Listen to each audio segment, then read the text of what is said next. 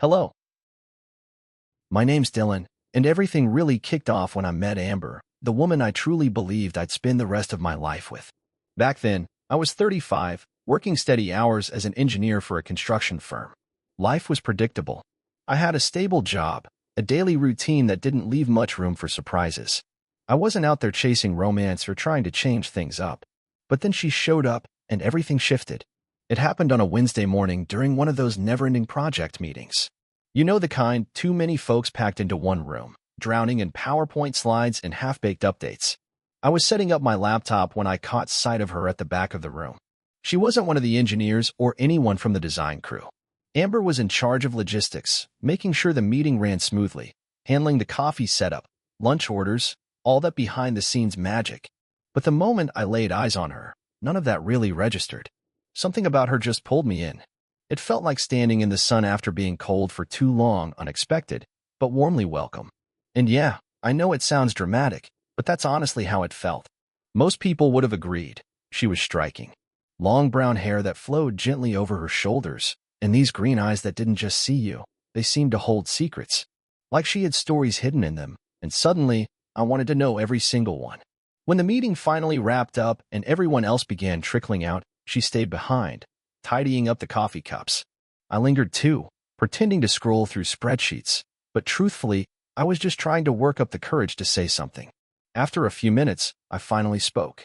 "Hey, you handled all this really smoothly today," I added with a small smile. "It was kind of chaotic last week." She laughed, soft and unexpected. "That's my thing," she said, turning messes into order. I chuckled and said, I could probably use a little of that in my life. It was half a joke, half a plea to keep her attention. She tilted her head, eyes playful. "Are you flirting with me, Mr. Engineer?" I grinned, leaning in just a little. "Maybe. Is it working?" "Maybe," she replied, smirking. "Depends on how charming you plan to be. Charming enough to ask for your number and not get turned down." And just like that, the wheels were in motion. We started seeing each other. We went out to dinner, caught movies together, and spent lazy Saturdays strolling through the park. Everything just felt easier with her around, like the world had finally clicked into place. She spoke with intention, like every word had weight, and she wanted you to really hear it. And believe me, I did.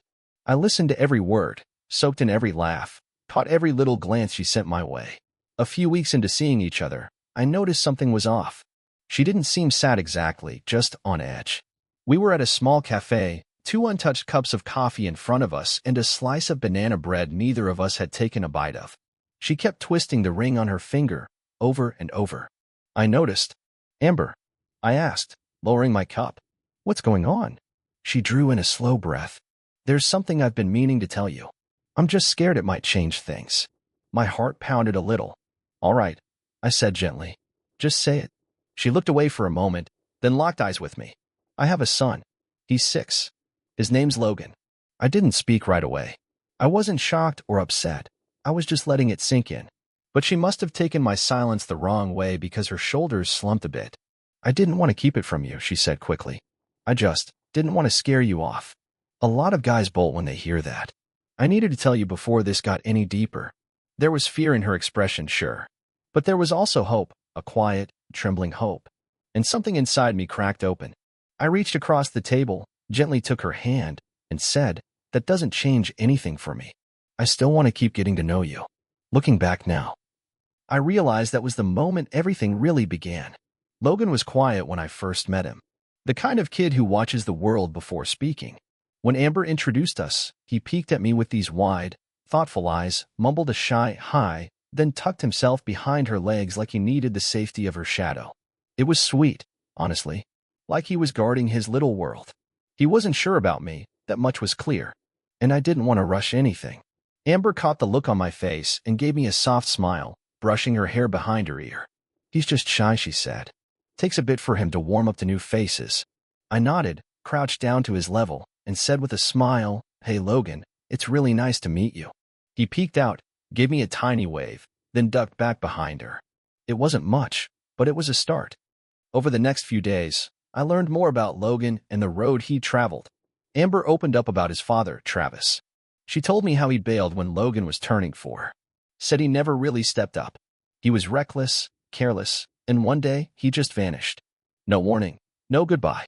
As she talked, I felt this tightness in my chest. I couldn't wrap my head around it. How does someone just walk away from their own kid?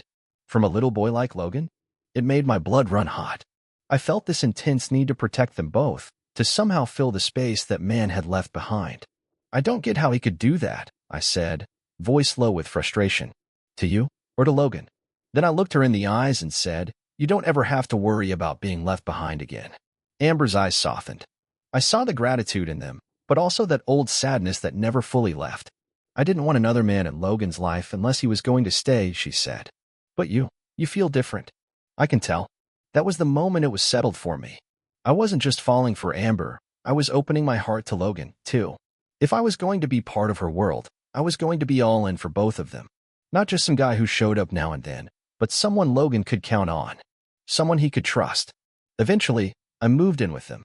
Amber's place was small, one of those older apartments with paper-thin walls and furniture that had seen better years. But she made it feel like home. There was warmth there, a kind of resilience that clung to the space. It wasn't fancy, but it carried the weight of their journey. It was lived in. Real. Still, I wanted more for them. I wanted to give them better. So, I rented a larger place in a quiet neighborhood, a house with a backyard where Logan could run around and play without worry. I took care of the rent, paid the bills, handled everything. And I didn't do it because I had to. I did it all out of love for both of them. Amber decided to quit her job, said she wanted more time with Logan. I didn't mind one bit. I was earning enough to support all three of us, and honestly, it made me happy knowing they didn't have to worry about anything. Seeing them safe and comfortable, that meant the world to me. Little by little, Logan started to come around. At first, he was pretty reserved, like he wasn't sure what to make of me. But over time, something changed. He began to open up. He started talking more, laughing more. He'd smile just walking into the room. Before I knew it, he was following me around like my little shadow. And I loved it. It felt like I was finally becoming part of his life. We started doing things together, just the two of us. I drove him to school, helped him with his homework. On weekends, we'd go off on little adventures. One memory sticks out, his first trip to an amusement park. The kind with wild roller coasters that rattle your bones and make you scream till your throat's sore. Logan was nervous, wide-eyed as we buckled into our seats. I saw his little hands gripping the straps tight. I leaned over and told him, "Don't worry, buddy. I've got you. It's gonna be fun." After the ride, his face lit up like fireworks. He ran up and threw his arms around me, shouting, "That was the best thing ever." His joy was infectious. I couldn't stop smiling as I ruffled his hair and said, "I'm glad you liked it, champ." I bought him stuff, video games, new clothes, toys. Not to spoil him, but because I wanted to give him the kind of childhood I never had. One where someone showed up. One filled with real memories. See, my dad passed when I was little. My mom worked double shifts just to keep us afloat. I knew what it felt like to grow up without that father figure. I didn't want that for Logan. I wanted to be there for him in every way I could. And Amber? She seemed happy too. In the beginning, it all felt like a dream. She used to tell me I was one of a kind, a blessing in her life. She showed it too, with affection, kisses, home-cooked meals, all of it. At night, we'd lay in bed talking about the future. Marriage, maybe another kid, traveling together someday. Everything felt so right, so perfect. I was head over heels, completely in love. But that love blinded me. I missed the little signs. Like how Amber never once mentioned her ex, Travis. I knew he'd walked out when Logan was small, but she never talked about him, not even once. Still, sometimes I'd catch her staring at her phone with this weird look, like she was waiting on something. One night, I finally asked, "Everything okay? You seem a little off." She smiled, almost too quickly. "Oh, it's nothing, just scrolling through social media." I didn't push. I trusted her. But looking back now, those moments feel different. Like flashing red lights I chose to ignore. Another thing, I was paying for everything. Rent, groceries, utilities, you name it. And it's not like she was rude or anything, but there was this vibe, like she just expected it. When I'd surprise Logan with something new, Amber would say, "How nice," but there was never a real "thank you." No warmth behind the words. I brushed it off, told myself, "It's okay. We're building a life together. This is just how it goes." Then there were little things Logan said. Innocent at the time, but now they hit different. One day at the park, he looked up and said, "My real dad used to bring me here." Another time, while playing with a new toy, he said, My real dad knew how to do this. I figured he was just a kid, missing the dad he barely knew. I didn't think too much of it. But now, I see it differently. Months went by, and life still felt good. We threw a huge party for Logan's 7th birthday at the park, bouncy houses, a superhero cake, the works. For his 8th, we went even bigger, rented out a hall, hired entertainers, brought in a magician. He was over the moon, and I felt like I was doing something right. That same year, Amber and I got married. It was a small ceremony, but beautiful.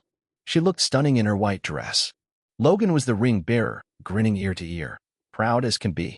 I thought that was the start of forever. We were a family now. Nothing could shake that.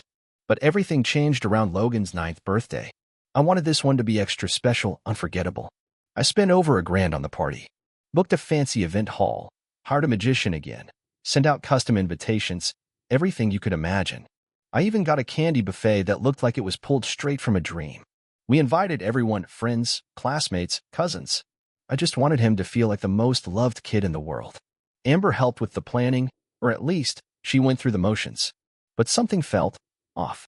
She was quieter than usual, more distant, and I couldn't quite put my finger on it.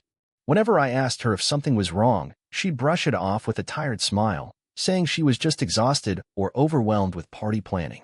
And like a fool, I believed her. Looking back, I can't believe how blind I was. The day of the party started off perfectly. The kids were darting around, laughing and playing without a care in the world. The music kept the energy up, and the adults were chatting, drinks in hand, enjoying the afternoon. Right in the center of it all was Logan, proudly wearing the birthday crown I'd picked out for him. He looked like the happiest 9-year-old on the planet. I was making my rounds, talking to the catering crew, checking in with the entertainers, making sure everything ran smoothly. Then something shifted. Out of the corner of my eye, I saw Amber slip out of the room, her phone in hand. She moved quickly, like she'd just gotten a message she couldn't ignore. At the time, I thought nothing of it. Figured maybe a guest was lost or needed help finding the place. When it was time for cake, everyone gathered around. Logan stood in front of it, 9 candles lit, their glow flickering on his face. We sang happy birthday, and he closed his eyes, clearly making a wish. I stood there, smiling, soaking in the moment. Then, in the middle of that quiet, his voice cut through loud and clear. I wish my mom would marry my real dad again, so we can be a perfect family again. It hit me like a gut punch. My chest tightened, and for a second, I forgot how to breathe. I looked at Amber, who had just walked back in. Her face had gone pale. She didn't say a single word. The room fell into an awkward silence, broken only by the sound of my heartbeat pounding in my ears. I stood frozen, trying to make sense of what I just heard. Somehow, I managed a weak smile, trying not to ruin the moment for Logan. The adults avoided eye contact, pretending they hadn't heard. The kids kept playing clueless. Amber just looked down and started cutting the cake like nothing had happened. My heart sank. I kept hoping she'd speak up, say something, anything to clear the air. But she stayed quiet. And that silence? It crushed me. I didn't want to cause a scene, not in front of all those people. I swallowed my pain and kept the party going. But something inside me broke right then and there. And the worst part? It wasn't over. After Logan blew out the candles, the energy in the room shifted. The adults forced smiles, chatting like everything was fine. The kids went back to screaming and running around. I just stood there, holding a paper plate with a slice of cake, feeling like the ground had opened up beneath my feet. I kept glancing over at Amber, waiting for a sign, an explanation, but she never looked my way. She just kept cutting slices, her eyes glued to the table. Why wasn't she saying anything? Why didn't she correct him? Why didn't she say, "This is our family now"? I tried to calm myself down. Told myself Logan was just a kid. Maybe he missed his dad. Maybe that kind of wish was normal. But deep down, I knew something was off. Her silence wasn't innocent. It felt like a red flag I couldn't ignore. Still, I held it together. I dropped over $1,000 on this party. I wasn't about to let a kid's birthday wish ruin everything. At least, I tried to tell myself that. So I played my part. The smiling host. I checked in with the clowns, made sure the food kept coming, chatted with the guests. But no matter how much I faked it, my eyes kept drifting back to Amber. She looked nervous, like she was hiding something. Then, I noticed she was gone again. While the kids were bouncing around in the inflatable area, she'd slipped out, just like before. But this time, I didn't brush it off. I asked one of the moms to keep an eye on Logan and went to look for her. The event space was huge. There was a garden out back and a parking lot off to the side. I started with the women's restroom. Nothing. Checked the garden. Empty. Finally, I made my way to the parking lot. It was dim, the lights barely reaching the far end. My gut told me something was wrong. And I was right. There she was, Amber, pressed up against the wall. And standing way too close to her was a man. His hands were on her shoulders. She didn't push him away. At first, I couldn't tell who it was. But then he turned his head, and it all clicked. It was Travis, Logan's dad, the man she claimed had abandoned them without a second thought. But they weren't just talking. They were kissing. Slow. Intimate. Like no one else in the world mattered. My blood ran cold. Everything I'd done for her, for them, flashed through my mind. Every bill I paid, the house I rented, the party I planned. And this is what I got in return. I couldn't hold it in. I stepped forward, my shoe crunching on some loose gravel. The sound made them jump apart. Amber's eyes widened like she'd just seen a ghost. My heart thundered in my chest as the rage boiled over. What the heck is going on here? I shouted, not caring who heard me. Amber stammered. Dylan, it's not what you think. Not what I think. I moved toward them, fists clenched, my whole body trembling. What exactly do you think I'm seeing here? Travis backed off a little, but he wasn't scared. He stood there with this smug look on his face, scruffy beard, arms crossed like he owned the place. And who are you supposed to be? I snapped. The great Travis? The guy who walked out on his wife and kid? What on earth are you doing here? Travis raised his hands, all calm and collected. Take it easy, man. I just came to see my son on his birthday. I'm not here to start trouble. Your son. I laughed, but it was bitter, cold. There was nothing funny about this. It was one of those laughs you let out when you're just completely blindsided. My son. The boy you haven't supported in years. The one I take to school every morning, buy clothes and food for, help with homework? That son. Amber stepped in between us, her hands trembling. Dylan, please don't do this, not here, she whispered. Do what, Amber? My voice cracked. I could feel the burn of tears behind my eyes, but I held them back. I wasn't about to let them see me break. Not today. You expect me to stay calm after seeing you kiss him? At a party I paid for? On Logan's birthday? My throat tightened. I could barely get the words out. The pain and unfairness of it all. It felt like I couldn't breathe. People started leaving the hall, drawn in by the shouting. Some of Amber's friends, other parents, even the hired entertainers. They all stood there, watching. I felt their eyes like darts in my back, but honestly, I didn't care anymore. I was done putting on a smile. Done playing the nice guy. Done swallowing the hurt just to keep the peace. Dylan, lower your voice, Amber begged, but not out of guilt. No, she sounded more irritated than sorry, like I was embarrassing her. Lower my voice. I snapped and turned to Travis. You think you can just pop back into the picture, kiss my wife, and act like nothing's wrong? Just leave, before this gets even uglier. Travis just chuckled, that same cocky grin on his face. That laugh, it was the last straw. I stepped toward him, fists clenched, ready to unload every ounce of rage I'd been holding back. But before I could reach him, Amber blocked my path and gave me a push. It wasn't hard, but it was enough to stop me in my tracks. I stood there, fuming, trying to make sense of what was going on. And then Amber said something I'll never forget. Dylan, don't make this harder than it has to be. Travis has a right to be here. He's Logan's father. I froze. A right?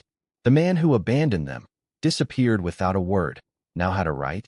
And me, the guy who showed up, gave everything, loved them both. I didn't? I was about to speak, but then I saw Logan running toward us. His little birthday crown sat crooked on his head. Someone must have told him what was going on. Tears filled his eyes. And the moment he spotted Travis, he yelled, "Daddy," and stretched his arms out. My heart nearly stopped. Travis scooped him up like it was nothing, like he was the world's greatest dad. He held him so easily, so naturally, something I had to earn over years.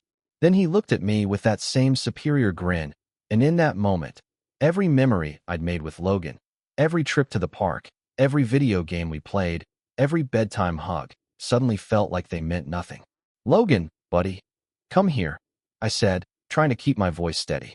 Come to me. But he didn't move. He held on to Travis tight, like he was the only person that mattered. And then he said it. I want to be with my dad and mom. The words hit me like a freight train. The floor felt like it dropped beneath me. My chest tightened. I couldn't breathe. Everything I'd done as a father, gone in one moment. One sentence.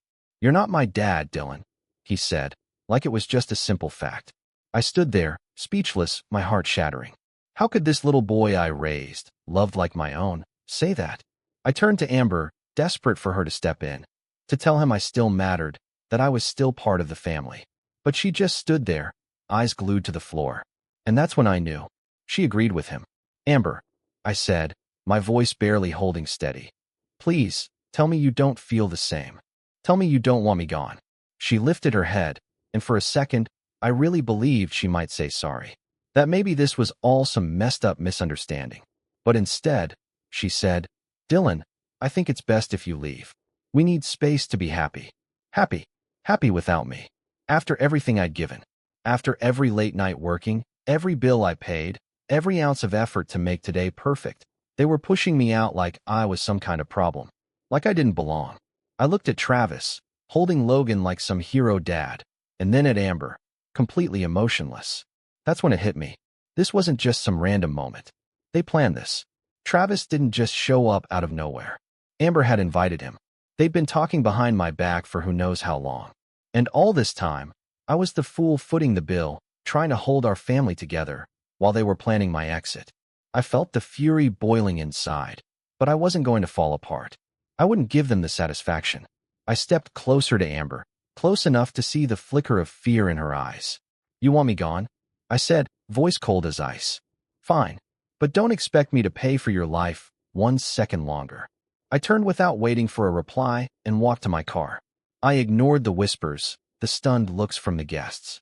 I heard Amber call my name, but I didn't turn back. I couldn't. I got in my car, slammed the door shut, and fired up the engine. My hands were shaking so bad I could barely grip the wheel. I didn't have a plan, no idea where I was headed, but I knew one thing for sure. I wasn't going back to that house. That life I gave everything for, that was over. Amber and Logan, they cut me deeper than I thought possible. That night, I checked into a hotel. Sleep? Not a chance. Every time I closed my eyes, I saw her kissing him. I heard Logan calling Travis daddy. I watched myself being told to leave like some outsider. It played on a loop, ripping me apart all over again. But in the middle of all that pain, something shifted. Something cold. Something clear. If they wanted life without me, fine. They could have it. But I was done being their wallet. Done being the guy they leaned on while tossing me aside. Not another dollar. Not another favor. The very next morning, I pulled the plug on everything. I shut off every bill I'd been covering. The rent, utilities, internet, phones, all of it. I called the landlord and told him flat out, I wasn't renewing the lease. Amber and Logan had a month to figure out their situation. I wasn't about to make it easy for them. Then I drove to the house when I knew they wouldn't be home. I packed my stuff. Only the things I absolutely needed. I didn't touch anything I bought for them. Not the clothes. Not the toys. But the PS4? Yeah, I took that. Let Dad of the Year buy him a new one. The house. Nope. I wasn't about to leave behind the comfort they got on my dime. When Amber realized what I'd done, the call started. At first, she was furious, voicemails full of rage. How could I be so heartless? How could I do that to Logan? Then the tone changed. She was begging, pleading. Please, Dylan, don't do this. At least let us keep the house. We have nowhere else to go. And with each message, that cold fire inside me burned hotter. Did they really expect to toss me aside and keep living off me like nothing happened? No, that door was closed. About a week later, we met up at a cafe. She looked rough, worn out, eyes heavy, like she hadn't slept in days. Logan wasn't with her. She said he was staying with her mom. She reached for my hand, but I pulled back. I'm sorry, she said quietly, her voice shaking. I made a mistake. She told me Travis had come back around, convinced her to give him another shot, for Logan's sake, she said. But now, she didn't want to lose me. I stared at her, trying to find something in her eyes, regret, sincerity, anything. But all I saw was fear. Not fear of losing me. Fear of losing the comfort I gave her. You're sorry, I scoffed. Are you sorry because you actually feel it? Or because your gravy train's gone? She didn't answer right away. Just sat there, eyes down, silent. That was all the answer I needed. I stood up, dropped a few bucks on the table for the coffee, and looked her square in the eyes. I'm done, Amber. No more money. No more help. Go live your perfect life with Travis. That's when she finally said it. He left, she whispered. Travis left me. I just shook my head and let out a cold, bitter laugh. He left? Wow. Shocking. The great Travis, huh? Came in, kissed you at the party, played superhero for one day, then dipped the moment it got real. She didn't respond. She didn't have to. And now what? You come crawling back to me? Like I'm some kind of backup plan. Your personal ATM. Not a chance. I stood up and walked away.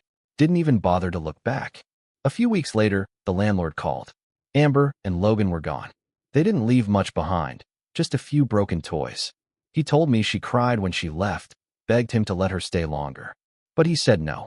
That was the last I heard of them. The divorce didn't drag out like I expected. I got a lawyer, filed the paperwork, and we went before a judge. Amber couldn't afford to fight it, so she didn't. We signed the papers in some cold office with a judge who barely glanced up from his desk. Afterward, she tried to talk to me. Her voice cracked, tears in her eyes. Dylan, please. I don't want us to end like this. We can fix it. For Logan.